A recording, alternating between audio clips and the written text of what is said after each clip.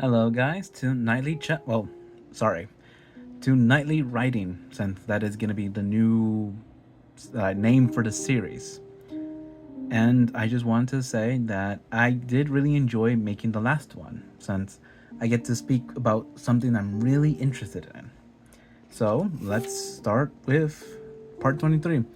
I'm debating whenever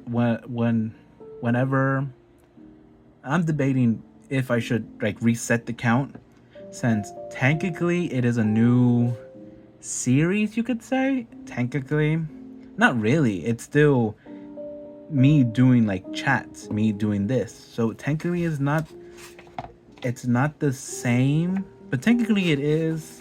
So I think I'll keep it because it just shows how many days I've been doing this. So I think that is what I'll be doing. That's what I'll do. I'll keep the number. So it is 23. Even though it's technically a new series, it's not, so who knows. Put you as the page holder and let's get started, y'all.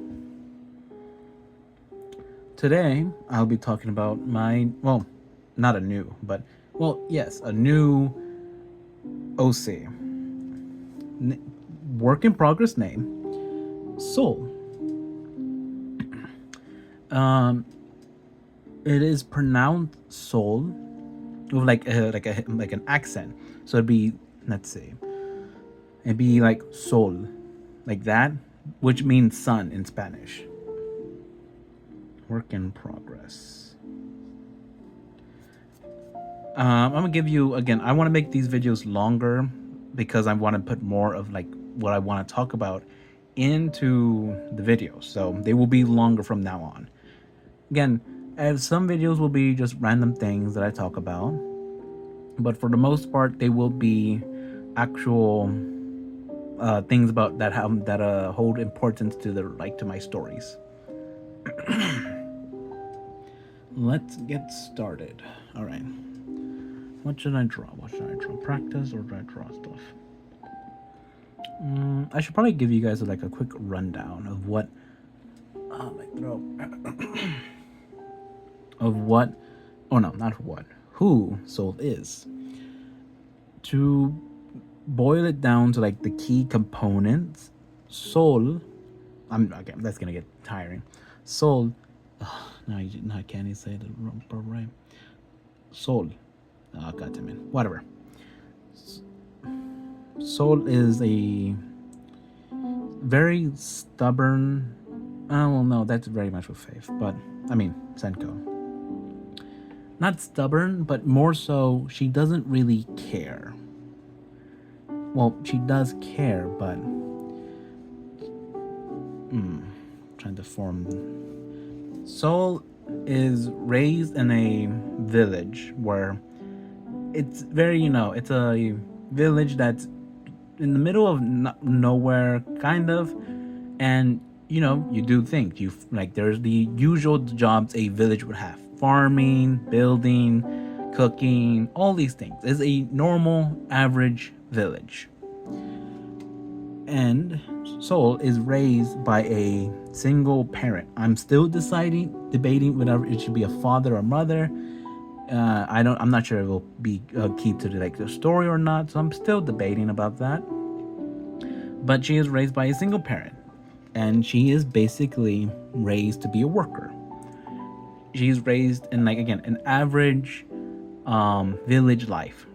Grow up, play around when you're a kid. When you grow up, you either you help with the farms, or you help with cooking, or you help building. And she chose building because to her, building is very active.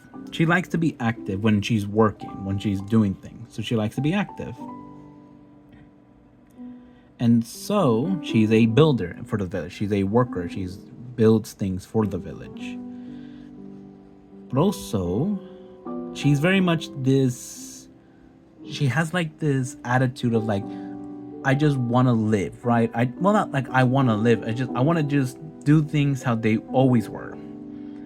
Like she wants to keep her schedule. She wants to keep her routine. There it is. she's very much a person who doesn't like changing things. She just likes her routine. She likes doing these things that she's always done, and that's it. So when Fate decides that she's actually, I feel like I should. No, I'll tell that later. But that's her. She's very much this she's a worker who doesn't like change. She likes routine, and she just likes doing things as they always were, and that's how she is. You can't really change that about her. So when Fate decides to involve her in this very complex plan to overthrow the king, because again, in her setting is very medieval Latin America. So it's very much like in like, again, all the like every story has the same technology but in different settings. Senko, I already talked about him in the last episode. Actually, I don't think I talked about his setting, did I? Damn, I didn't. Basically, I did, but I didn't really go into detail. It's like Edo period Japan, where there's still samurais, there's still like these like clans and all those things. A shogun, like it's very inspired by Edo period Japan, but more futuristic. So, like for instance, Ramona. If you've seen Ramona, great movie. But if you've seen it, you know that it like that setting. It is very futuristic, medieval. So there's still knights. There's still like a queen. There's still all these things that's very medieval, and like how like the buildings are, how markets are, even like their weapons. It's very medieval, but there's definitely some future in it. Like you can see like there's floating cars, there's TVs, they have phones. There's these things that you wouldn't see in a medieval period. So that's what I want to do with Senko's period, where you can tell it is very much Edo period Japan, but you can very much tell also it is very futuristic. Also, if damn, what was that? What was that movie? Hold on. The Treasure Planet. There it is. Treasure Planet is also another great. It's also another great example of futuristic mixed with past, because Treasure Planet is very inspired by I think it is either Britain or it's very inspired by like the old times of. I think like Britain is probably the best example. Steampunk, oh yeah, you can say steampunk, but it's very like British steampunk and all that stuff, but also very futuristic, where you still have like these classic boats. You still have, you're like a classic like boat with like cannons and like gigantic with like big sails and all that, but now they're like floating in like they literally sail space, and they have thrusters, and the sails themselves are made to catch like solar winds, which is awesome. And it's something I want to incorporate into my own stories and my own settings, how they all have the same technology. They're all like futuristic in some way, but they all take place in different time periods, like settings. Senko, Edo period, futuristic. I already told you that.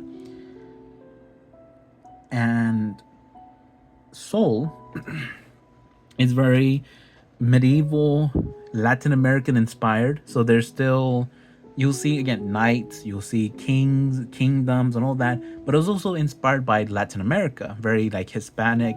Like you'll see like very like kind of like inspired by the native people of Latin America. You'll see like their culture is very much based on Latin America, and now actually present time also, because and also one thing with Soul in particular, their setting takes place in, well, I made a name for it. I haven't drawn a lot. I'm sorry, but I made like a name for it where, you know what I should do? I should draw myself recording. I should record myself drawing and then have a voiceover. I feel like that would probably be the best. But then you don't really get like the me doing things. Then I have to actually plan it out. But whatever. Maybe in the future when I learn to edit and I get a good editing thing, and I get an actual camera instead of using my phone. but whatever. The name for the place where Soul lives is the land in heavens. Basically, her entire world is floating. Everything, every land piece is floating. And under is just water. Or, well, is water as we know, but to them they don't really know since they never really gone down. But it is just floating islands or floating like pieces of land, giant pieces of land that are floating. And that's why they're, well, I call them the land in heaven. Well, lands in heaven, but you get it. And so you have like a floating setting inspired by both Latin America from the past, present, and inspired also by medieval times. That is her setting. And Soul herself is, again, I've already said it, but a stubborn, very stuck to routine person. Well, worker, but yes. And she was raised by a single parent who also, not also, but was a worker until they injured like a part of their probably leg. That makes the most sense. That would keep them out of work. But they raised them on the values of truth, on responsibility, and on hard work. They were a kind parent, so they didn't get raised in like in a in a bad by a bad parent, but they stuck to those three main things: that in life that you have to face the truth, that you have to be responsible for your actions and for the actions of others that you lead or that you work with, and that you have to, what was the third one I said? I forgot. Responsibility and hard work, that you have, like in life you have to work hard for the things you want, or you have to put in the effort for things you want. And actually I think Soul will probably be the best, well, not best, but is the three main. I haven't said this before, but every character has some aspect of me.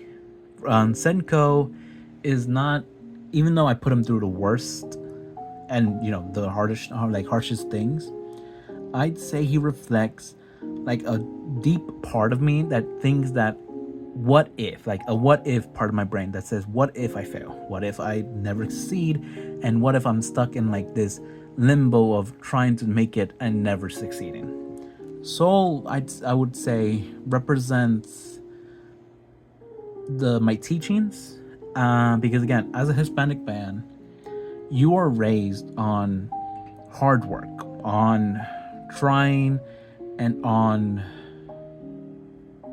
I mean, it's mainly it: hard work, responsibility, and truth. Mainly hard work.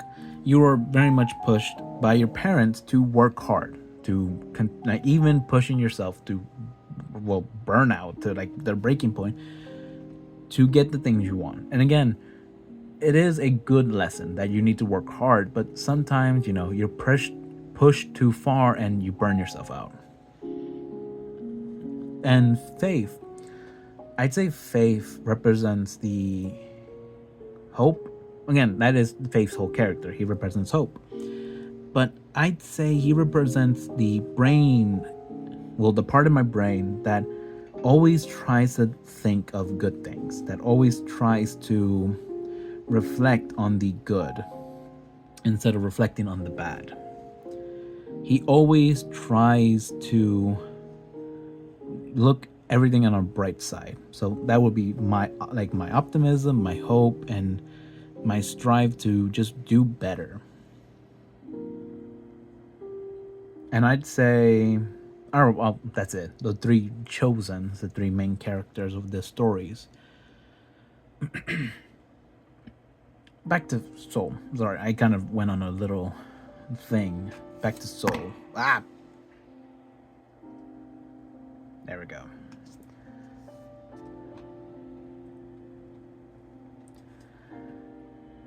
With Soul's story, I'm with her power system and like the ability she has. I'll get into on probably the next. Oh, well, we'll see. We'll see how far I can put in, how much I can put into this one video. with Soul, her whole arc, her story is that, God, why does my voice feel like her whole arc is that she kind of doesn't want to accept the truth, even though that is what she was raised on. But imagine you are just a regular old person, and then a group of, well, first you're captured by a guards, and you're put to execution and you have no reason because they refuse to tell you, and all because they saw like a mark on your back, and you yourself have no idea what this mark means. But imagine you're captured by a guard, you're put to execution by the king, and they don't say anything. You ask them and ask them and ask them, why am I getting executed? Why, like, what did I do? Why does the mark on my back matter so much? And they refuse to tell you. Just absolutely refuse to tell you.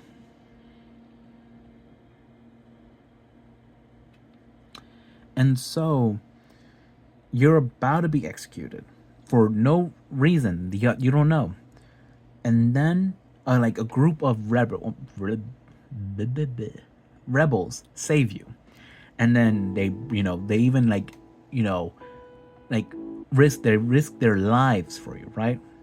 You escape with them. They take you to like a little secret hideout, and they tell you, "Oh, you're actually like the chosen. You are the last of these. You're last of the people called the Sun Bearers, who protected these lands for generation after generation, who aided the old king, and were very valuable to them, to these lands." You have no idea what they're talking about. You think they're insane. How am I, the like our average worker in like a middle of nowhere village? How am I the chosen?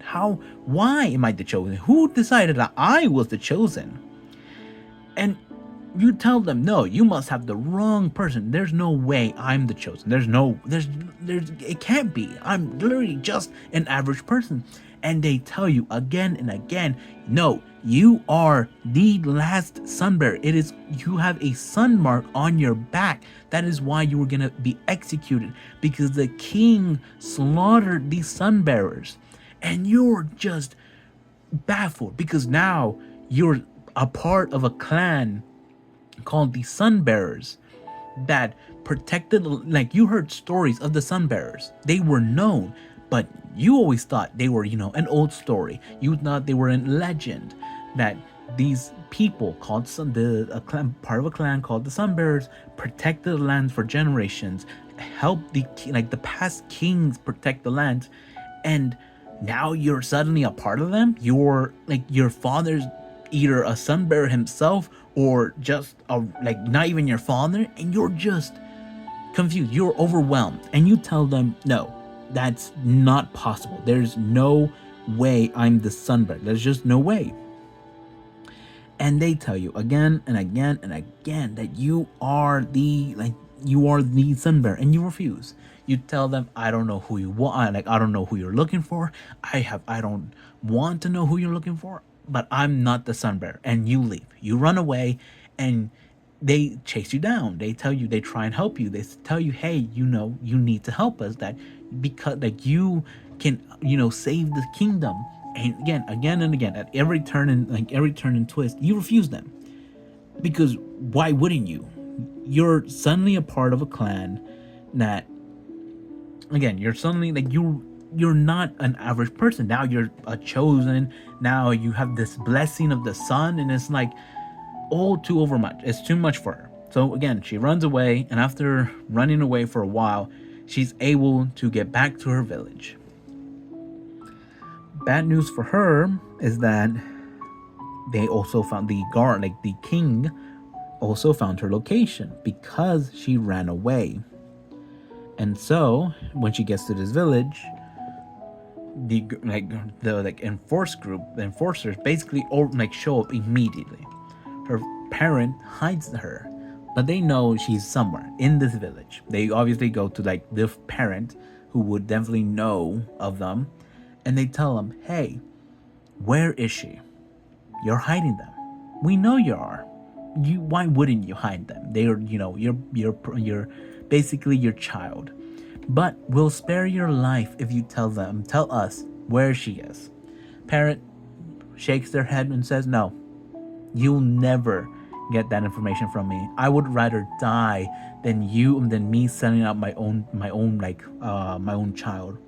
They tell him, the captain of the guard of the enforcers tell them, fine by me, and they kill her on the spot. And the worst of it is that Soul is under the floorboards, and she sees it all, and she sees the consequences of her, because man, her running away gave the king the lead. Basically, they found her out because she ran away, because another village told on her, because she ran away from the rebels, and another village in the area saw her, on horseback or on something, like running, and they told the king because they wanted to save their own skin, and the king appreciated it and sent enforcers to. They knew where she was heading to, the old village, and so yeah, she her not facing the truth comes back to bite her in the ass, and her parent dies right in front of them. The enforcers search the village, and they decide, why not? And they burn down the village. And then they leave. The Soul survives. She meets up with the rebels again. And again, they tell her, hey, you're part of something bigger. You need to help us. This is bigger than all of us, and we really do need your help. She's still not happy. I mean, who would be? You just lost your parent. But she's certainly not happy. But she tells him, I'll help you. Because now she lost basically her parent. So now she has nothing left to lose. And she tells them, I'll help you. And this is where her story begins. It's, again, that is like the introduction, right? And not introduction, but that is her intro to her becoming what fate wants her to be. Every character goes through their own trauma. God, I suck at drawing perspectives.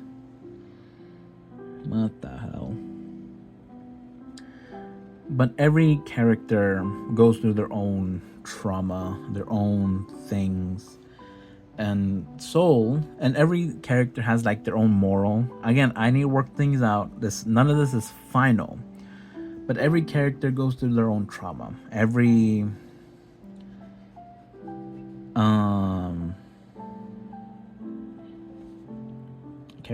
character.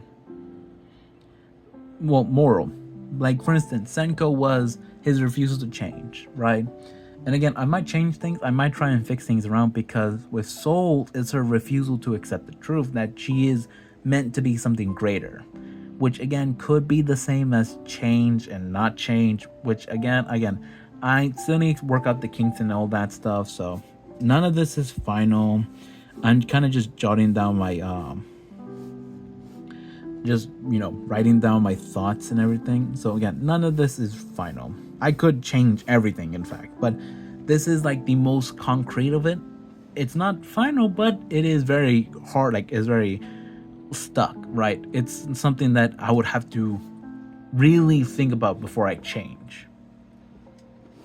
And I realize I haven't drawn a lot, so I'm just gonna do some practice real things, just draw circles and stuff. Design wise, actually, I haven't even talked about her powers. I might actually talk about her powers powers and design in the next video. But I pretty much said everything about her lore wise. Again, I've only done the introduction and who she is, her aspects and all that. I haven't done anything about about her future. But one thing is that she is a sun bearer, and her past to this is that she's the last sun bearer, where she had a family in this Sun Clan, and she was actually meant, well, not meant, but she was one of the candidates. Well, actually no, she was only a baby, but like it was determined that she would definitely become a son, like the sun bearer, the one who would help the king, until the new king was crowned. And this king was very power hungry. He wanted more power, but he knew the sun bearers would be a problem. And so, like any power hungry, greedy son of a gun, he decided that he would slaughter the clan. He would slaughter the sun bearers to get them out of the way, to get like the the sun bearers in this setting are very powerful.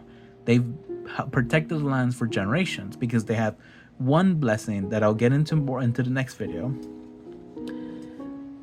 The blessing of the sun, which very much helps them protect people and the lands and the kingdoms and all that stuff.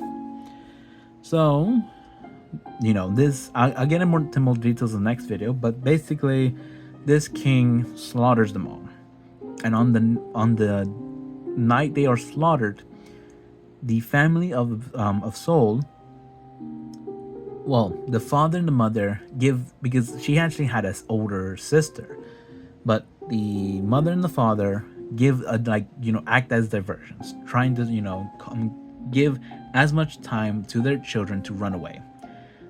At this time, Soul's only like a baby, literally like maybe like 2 months old, 3 months old.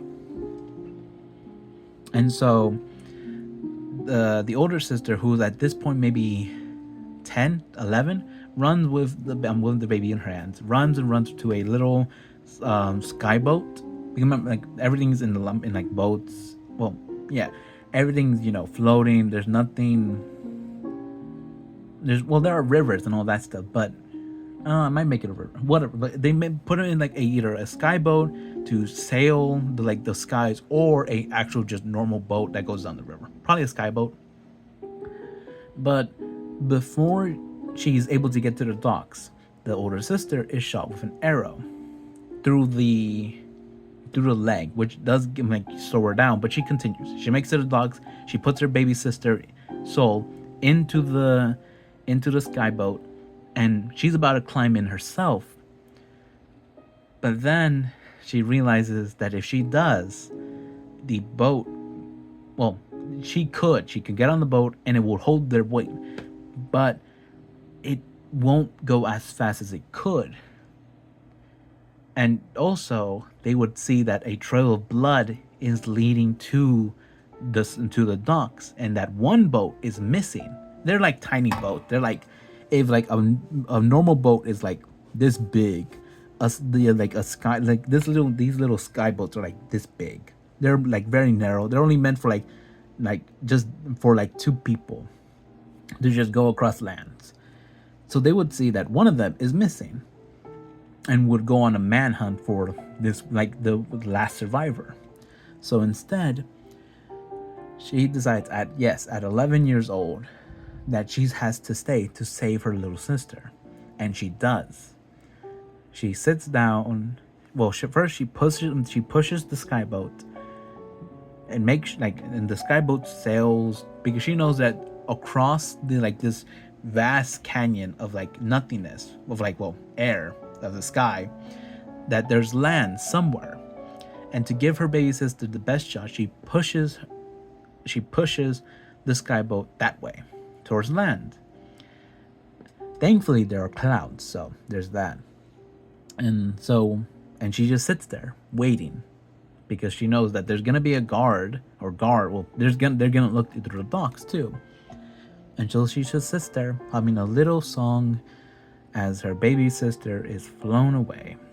And that is how Soul becomes the last of the Sunbearers, and how she goes from she becomes an average worker, just in a nowhere village, just working like a normal job. But I think I'll try and draw more in the next video, but that'll be it for now. I hope you liked this character. Well, one of the main characters. And I really do hope you enjoy this lore piece about her. not every, but every episode, I mean video, I will want to put either multiple characters, like side characters, major side characters, or talk more about the settings or more about like the power system. And again, I want to use this as my way to go now to focus more on my writing. But yeah, I think I'll call it for that. I think my throat, I think, is killing me, and I need to go to sleep too. So that'll be it. But I hope you guys enjoyed this new addition to rightly nightly writing.